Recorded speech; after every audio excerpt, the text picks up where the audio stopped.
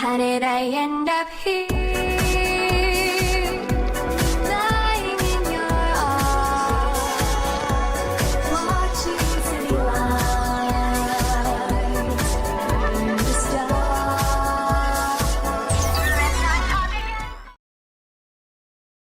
It's been a while since I've done a review, hasn't it? In fact, the last time I did a review video actually involved one of the games we'll be revisiting here today. Because, yes, this review video will consist of two games, Doki Doki Literature Club, which I last took a look at in June of 2019, and Helltaker, which I last looked at in December of 2020, aka the last review I did. But why am I revisiting these two exactly? Well, since those videos, both games have received significant enough content updates for me to justify giving them a look again, more so in the case of DDLC. And hey, considering the DDLC review was one with awesome text, that's another good reason for me to revisit it. Despite us looking at two games today for this review, something I've never done before, I don't think this video will go on very long.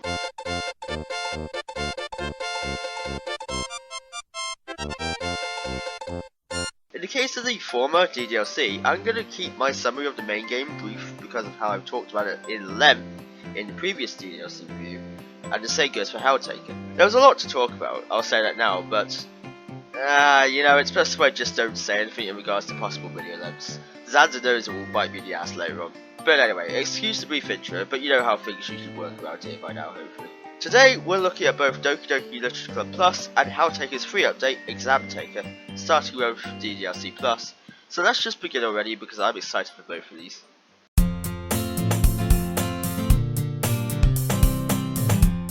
Revealed kind of out of nowhere in June of this year, DDLC Plus is a re-released version of the original DDLC, but with updated HD visuals and more content in the form of side stories, new music, and collectible JPEGs. There was also the inclusion of new lore bits, but we'll get into that aspect later. Now, I'm a huge DDLC fan. I always have been ever since I came across the game. I didn't actually play it until 2019 for my Let's Play of it. Yes, that's actually my first playthrough of it. But you know, just shut up. But anyway, as soon as I heard of DDLC Plus's existence, I lost my mind. For time up until that point, I always wanted more DDLC content, officially I mean. See, Dan Sabano, the founder of Teen Sabano, teased in 2019 that he was working on new DDLC content, of which we didn't see any sign of until, well, when DDLC Plus was revealed in June of this year. So as you can imagine, I got onto buying it right away. Well, it wasn't available for pre-order for a little while, but as soon as it was, you can bet I bought it. And yeah, that's right, DDLC Plus actually costs you money. As we know by this point, the original is completely free, unless you got the version that includes the OST, which then it would cost you money. I can see and understand people being unsure of, or even complaining that a visual novel costs money now, but frankly, I wasn't opposed to the fact. Teen Stefano put a lot of effort into the original version, and with the added content in Plus on top of an already solid experience, I think the price is justified. Of course, there was also a physical version that came with a lot of cool little goodies that I ever so desperately wanted, but because European shipping is a concept that's slowly going extinct, I obviously couldn't get a hold of one. I could have imported, sure, but I'm stupid, end of. A shame really, because the rest of the goodies aside, I really love the box art, and that alone was enough for me. I'm a simple guy, what can I say? Enough going on about the bonus content for now though. I think we should give the main game of DDLC a brief revisit before we get a little too carried away talking about the more enticing stuff. So we begin our journey by being confronted by our childhood friend Sayori, and yes, the name you see me using for MC here is actually my real name, so there's your long awaited name reveal I guess. Anyway, she goes on to us about how we should join a club so we don't continue down our path of becoming a NEET when we're older, and just as our luck would have it, she happens to be the vice president of the club, which just so happens to be the Titular Literature Club. Here, we're greeted by three other girls in order of appearance, Yuri, Natsuki, and Monika. Yuri is a shy and timid girl, but is also comparably more mature than the rest of the girls present, often getting completely lost in her books. Natsuki, you could say, is the tsundere trope, being both brash and blunt, but also harnessing a softer side to her, truly caring for her friends. And Monika is the club president. She's smart, confident, and athletic, which I guess is a personality trait now, and she's also supposedly rather popular, which causes MC here to have some admiration for her. Quite shallow MC is really, but nevertheless. After meeting the girls, we kind of just vibe in the literature club for the next few days, getting closer to one girl of our choice, of whom we decide for a little poem minigame at the end of each day, which is the only form of proper interaction we have with this so-called game. Jokes aside though, I do think this is a neat way of determining our path in the story, even if the end result of Act 1 remains unchanged. Throughout Act 1 of DDLC, we slowly start to find out more about Sayori, and she reveals to us that she's lived through depression her entire life. This is probably the first major bombshell in this otherwise cute and innocent dating sim story. How Sayori's depression is told through the story is a scarily accurate portrayal of what it means to be depressed. Not wanting people to waste their time with you, thinking they'll be happier if you weren't around. It cuts deep. And this is no secret by this point, but after either friend-zoning Sayori or saying you love her after she confesses her love to you a little later on, both of which are equally terrible, the following day, after reading quite a disturbing poem she wrote for the festival, a major plot point in the story, you rush to her house and gently open the door.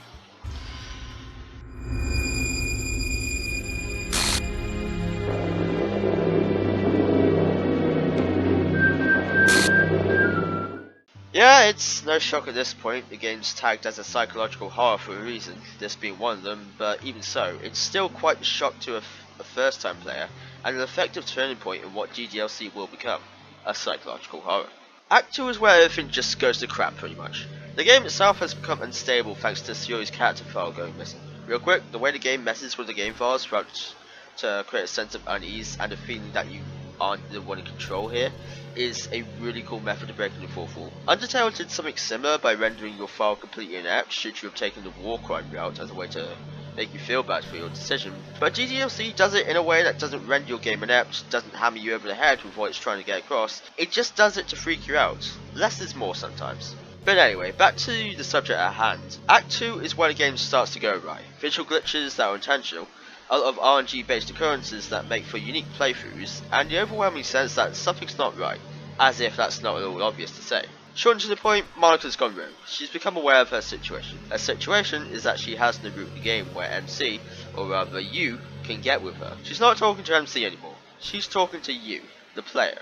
She wants to be with you, but can't because she's on the other side of the screen. I'm skipping a lot here, but if you really want me to go into detail, as bad as I think it may be, I'm just going to point you to my first DDLC review. But anyway, Monika went out of her way to eliminate the other girls to get to you. She's been the one behind the happenings all this time. But despite her yandere-like tendencies, committing scooter ankle on all these girls, they aren't real. They aren't like her. They're just code. She says all this in Act 3 where you're transported to some hell dimension to spend eternity with her, and you kind of feel sorry for her in a way. Sounds messed up me saying that, I realise, but as mentioned, the other girls are just code, while Monika's real. At first, she wasn't meant for love, she never had her own roots. The poem in the game, she never had a little chibi character down in the bottom left, like the other girls, to show her an available choice. Which I think is a really good instance of foreshadowing. And realising this, that she was not programmed to love, she went and found it herself. Maybe you disagree with her methods, but it's hard not to feel sorry for her, given her circumstances. And then, Act 4 happens where Monika makes the decision to restore the game after being deleted and coming to her senses, which brings everybody back, except her, and then Sayori is the club president and is aware of everything that Monika did somehow, and yada yada. I don't really care about Act 4. But that aside, I think DDLC is a great product from start to finish. Well, almost. I love how Act 1 goes just long enough to where it gives you a false sense of security and just hits you with a freight train when Sayori decides to cosplay Psycho from Corpse Body. I'm so sorry. And Act 2 is just the perfect anxiety trip to really unsell you and keep you playing with its sense of intrigue to see where this previously unsuspecting cute dating sim will go, thanks to the amazing sense of mystery it creates, as well as how intriguing Monika is as a character. She's honestly one of my favourite villains in any video game, but it feels wrong to refer to her as a villain, as I've explained. To touch on the writing of DDLC, because it leads into my next point, I really just love the writing and the characterization of the 4 DDLC girls. On the surface, I will agree there isn't much in terms of depth for them, other than Monika of course, fitting into otherwise generic anime tropes such as the aforementioned Sundere trope for Natsuki, the Dere trope for Sayori, and the Yandere trope for Yuri, but there's just enough depth for you to get invested in them, and maybe grow attached, and it leaves you wanting more, but in a good way. And speaking of wanting more, that's exactly what we got in the side stories of DDLC+, focusing on the relationships between the 4 girls prior to MC showing up and sending Monika off the deep end. Saying that now makes me realise that the happenings of DDLC are indirectly our fault, but oh well, whatever. We should really just get into it already, huh? Besides, this is what I'm excited to talk about most, so I think we definitely should get on with it. If you want to skip the plot summaries of the side stories because you wanted to play them for yourself, there's a timestamp on screen now for you to do just that. As for the side stories, there are 7 in total, all split into 2 parts each, other than the 7th one, which is a bonus one, with part 1 serving as a sort of introduction to the scenario, and part 2 serving as the payoff, if you will. My brief summary of the structure there makes it sound as though the side stories are short, but no, surprisingly, they're all pretty decent in length, and probably add a good 3 or 4 hours onto your total playtime, depending on your reading speed of course. Now, the first side story focuses on the relationship between Sayori and Monica titled Trust. This takes place around the time when Monica was the only member of the literature club, doing her best to try and recruit more members, but failing each time. That is, until Sayori showed up one day, immediately hitting it off with Monica in the process. They become good friends, and as time passes, as they continue to try and recruit more members, they open up to each other, with Sayori confessing to Monica about her depression, and how she just keeps it hidden. Again, it's a scarily accurate portrayal of what depression is, and the writing hits the nail on the head again. These side stories not only nail what they're going for, that is, establishing the relationships between the 4 kills, but they also pull on your heartstrings a lot of the time. I will be going through all of them, but in the case of Trust, the moment I'm referring to is when Sayori really opens up to Monica about her depression. The moment really being conveyed through this beautifully drawn CG we get of Sayori in Monica's arms. Each side story has new art like this, and they're my favourite part about them. Sayori just pours her heart out to Monica as she tells her struggles of living with depression, all the while Monica tenderly comforts her. It's really such a delicate scene, with the characterization really shining through. It's not my favourite little heart-to-heart moment in the side stories, but it's definitely up there. When the mood brightens up a little, it kinda leads us into our next side story, Understanding. Understanding focuses on the relationship between Sayori and Yuri. In Trust, Sayori and Monica continue to recruit members, with Sayori noticing a girl alone in a classroom and leave a leaflet for the club with her, this girl turning out to be, of course, Yuri. Yuri, being the timid girl she is, obviously struggles to fit in at first, but thanks to Sayori's attempts to make her feel comfortable, she ends up warming up to the club eventually. Sayori does this by showing an interest in Yuri's reading, a hobby of hers she often gets lost in. Yuri, however, suffers heavily from anxiety, so she, of course, doubts Sayori's interest. It's kind of a back and forth between the two, as Sayori tries to convince Yuri that she's genuinely interested, but Yuri's doubtful of the fact and thinks Sayori's only doing it to be nice. It's an interesting dynamic and one I'm familiar with myself, having had anxiety for a good part of my life, so having something I could relate to made me more invested in the story itself. In a way, all the side stories follow a similar structure as mentioned towards the beginning of the side story segment, but it's the scenarios themselves that make them interesting. Just because the structure is samey doesn't mean it can't be interesting in other ways after all. This side story culminates in Yuri breaking down in front of Sayori, telling her about her anxiety and how it ruins her life and makes her unable to form meaningful relationships with anyone, all the while Sayori comforts her in just such a beautiful scene. It's the way that Sayori is comforting her that gets to me. The way she has her arms around her. This is the girl who goes on to hang herself later on, and that just breaks me. This is my favourite of the side stories. Admittedly, while I do very much like the next 3 side stories, I don't think they compare to Trust or Understanding, and even the 6th one that is Self-Love, so apologies if I don't seem as positive when talking about them. But, with that said, up next is Respect, which focuses on the relationship between Natsuki and Monica. For reference, Respect takes place a few weeks after Understanding, where Natsuki then joins the club after seeing it advertised on one of the leaflets Sayori and Monica went handing out. As we know from the main game, Natsuki is a huge fan of manga, something of which Monica is tentative about because, and although she doesn't outright say it, she doesn't necessarily consider manga as literature. This, as you can imagine, sets up the dynamic for the side story where Monica has to come to accept Natsuki for her hobbies. This side story also kind of sets up later ones like Balance between her and Sayori, and the previously mentioned Self-Love between her and Yuri, so the way it connects things together is pretty efficient. Obviously, the end result of Respect is that Monica comes to respect Natsuki for her love of manga, and Natsuki comes to respect Monica for her interest in other forms of literature. A lot simpler than the previous 2, but the message is still a sweet one, and the CG that comes with it is really nice. Following Respect is Balance, which, as mentioned, focuses on Sayori and Natsuki. Balance is pretty similar to Understanding, but here, Sayori wants to learn more about Natsuki's hobby, manga, and although Natsuki is more than willing to share her manga with Sayori, she's hesitant to actually take part in other activities such as poetry. Of course, she eventually agrees, but not without some coercion from Sayori. Over time though, Sayori's excitable nature becomes a little too much for Natsuki, seeing her as a little too overbearing in some ways. Balance serves as development for both Sayori and Natsuki. For Sayori, she learns to be a little more reserved around new people and respect their space in the progress, while Natsuki learns to open up more and partake in group activities, such as poetry, even has a knack for it, as it turns out. It's another nice message, and the CG for Balance is an incredibly cute one, I will admit. Moving on to Reflection now, this one focuses on Yuri and Monica. Considering a few of my, videos, you could probably assume that I was most excited for this one, and you're right, I most definitely was. Now, I did mention that the next 3 side stories from Understanding, this being the third one, weren't as good, but I did really enjoy Reflection, if only for my personal bias. Anyway, the basis of Reflection is that Monica wants to become better friends with Yuri, seeing as Yuri is forming better friendships with everyone so far, so she chooses to read a book of Yuri. A wise idea, really, but she didn't choose a book of Yuri's preferred genre, which is fantasy, by the way.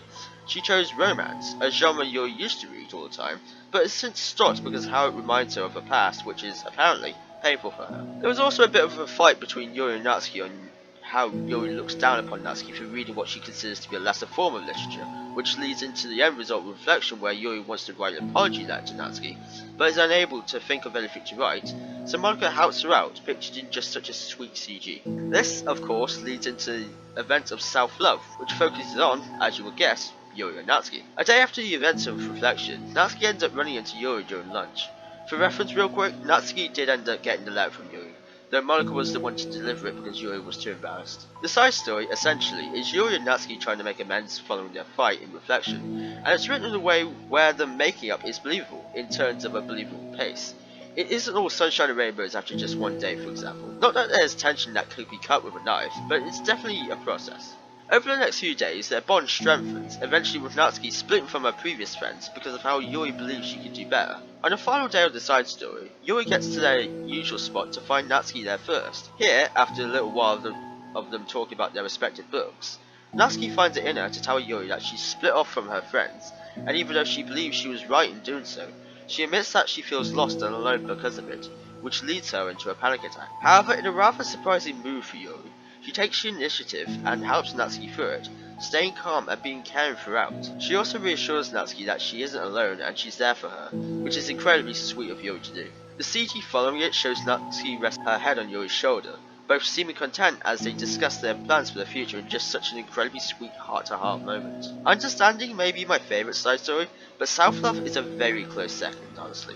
It's just so cute, and the pairing of Natsuki and Yuri is one that I didn't honestly expect to work, for whatever reason, but was pleasantly surprised to see it work so well. Plus, the way Yuri just drops her timid nature in favour of helping Natsuki through a panic attack was just, man, it was so nice. I really liked that. Upon completing the Self-Love side story, you'll unlock the bonus 7th side story, Equals, which is an epilogue to all the other side stories.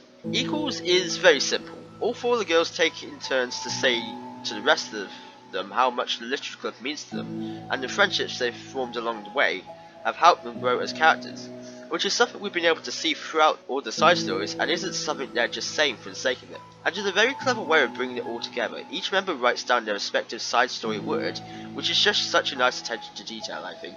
As a way to remember the occasion, Monica takes a picture of the group, and it's, well, just look at it, it's so sweet.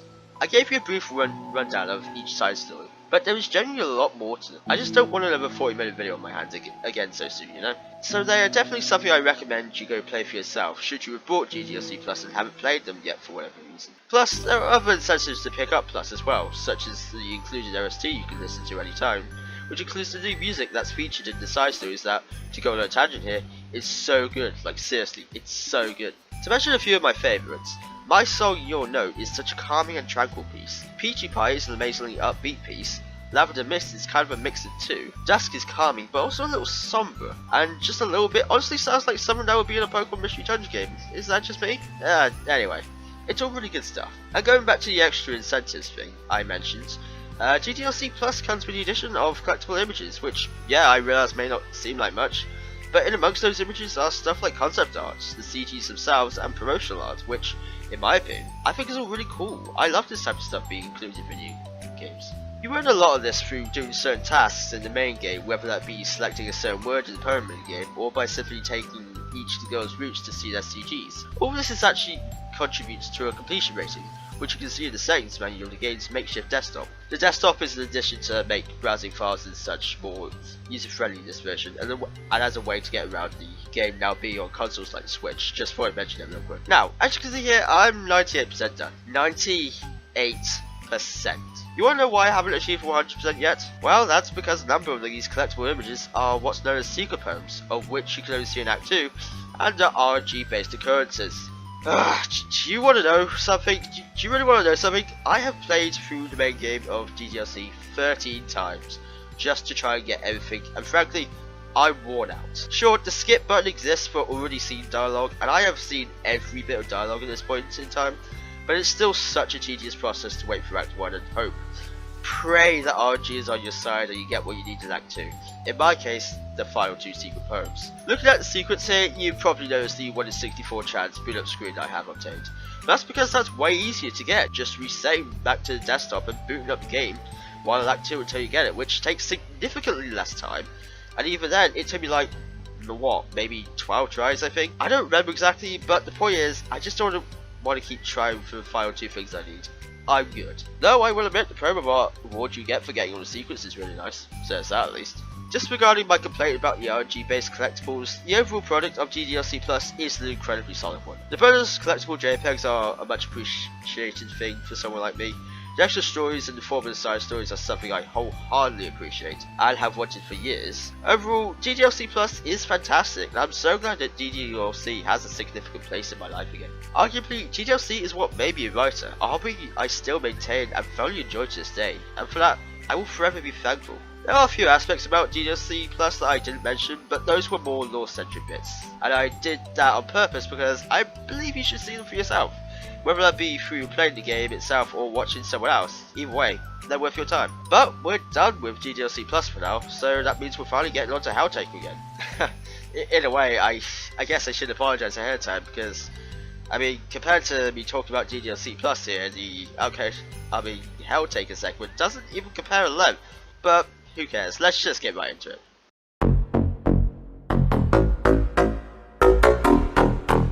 So Helltaker is a very simple game. It's a movement based puzzle game where your objective is to recruit demon girls into your harem and that's it? Yeah, that's literally all Helltaker is, but I said this in my original Helltaker review. Sometimes there's charm and simplicity, and Helltaker is a prime example of that. I believe I had to stall for time by going through each and every demon girl you recruit in detail in my last review, but I'm not going to do that here. There are other videos on my channel for that. But as you can imagine, demon girls are one of the main appeals of Helltaker. All being well written and have distinct personalities and designs that are beautifully illustrated to boot. Much like Pokemon, each demon girl is someone's favourite, I'm sure.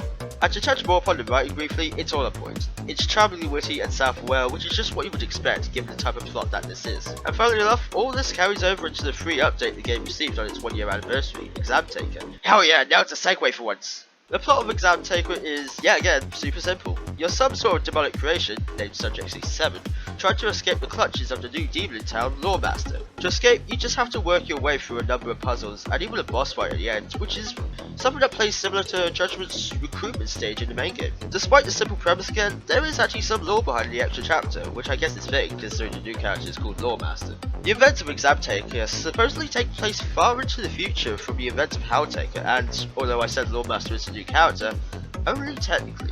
See, Lawmaster is actually just Azazel, the angel we saw in Helltaker, who's fallen and turned into a demon herself, eventually conquering Hell to achieve her own goals, so yeah, well, that's actually quite something. Full disclosure here, I didn't actually know Lawmaster was just Azazel before doing research for this, so finding it out really surprised me. As mentioned, Exam Taker retains the excellent writing in the main game and was just a joy to play through, much like the base game was to, again, in preparation for this review. You can see me struggling with a few puzzles and even skipping the more time-based ones in the background gameplay here, but I don't have an excuse for this, I'm just bad. But anyway, there are a few returning characters in Lucifer and Justice, now with redesigned looks. Lucifer has become Lawmaster's maid, and Justice is a cook, which, I mean, considering Justice is supposed to be blind and all, I don't think that's the best job for her. But hey, I will admit, I found that pretty funny. Also, there's one point where Subject 67 requests that Lawmaster hands over the maid to Lucifer, to which Lawmaster refuses, calling her best girl in the process. As Hazel is a woman of good taste, I can respect that. But yeah, that's all there really is to talk about. It feels like I'm doing Helltaker and Injustice as a whole, but as I said earlier, there is charm and simplicity. And there's nothing wrong with how simple the entirety of Helltaker is, because it makes up for it in the admittedly fun puzzles and truly excellent writing. You can probably see why I decided to make this a double review, huh? If not, this video would only be like 2 minutes at most. And while I'm not usually concerned about time, I feel like it would be a waste of an upload in a sense, you know?